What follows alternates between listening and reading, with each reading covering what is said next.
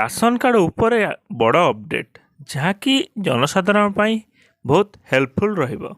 देखो भिडियोटी संपूर्ण जहाँकि जदि आपण मैंने नाम जोड़ा चाहूँगी किंबा नुआ अप्लाई करिया चाहते केवल आपण मानक पई एई भिडियोटी संपूर्ण देखिए। भिडियो मझिरे आपण मानक मु जनइबी जे किपरि अप्लाई कले किंबा किपरि नाम जोड़िले आपण मानकर राशन कार्ड रे नामटी जोड़ी हो जिवो अबा अप्रूव हो जिवो।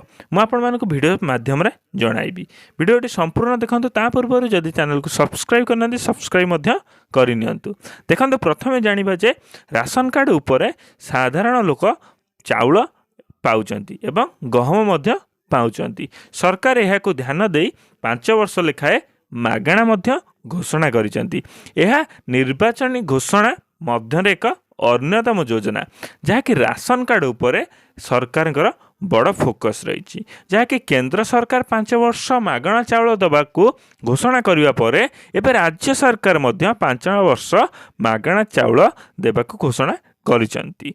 आपण माने एही समय रे जदी आपण मानकर नामटी को जोड़िबा को चाहुचंती तेबे तुरंत जोड़ी नियंतु। कोनोसी जनसेवा केंद्र को जाई किंबा निज मोबाइल माध्यम रे जोड़ी दिंतु। जदि आपण माने मोबाइल माध्यम रे जोड़ी पारुना तेबे तू सहज हब कि आपण जेकोसी जनसेवा केंद्र को जाई नामटी को जोड़ी नियंतु।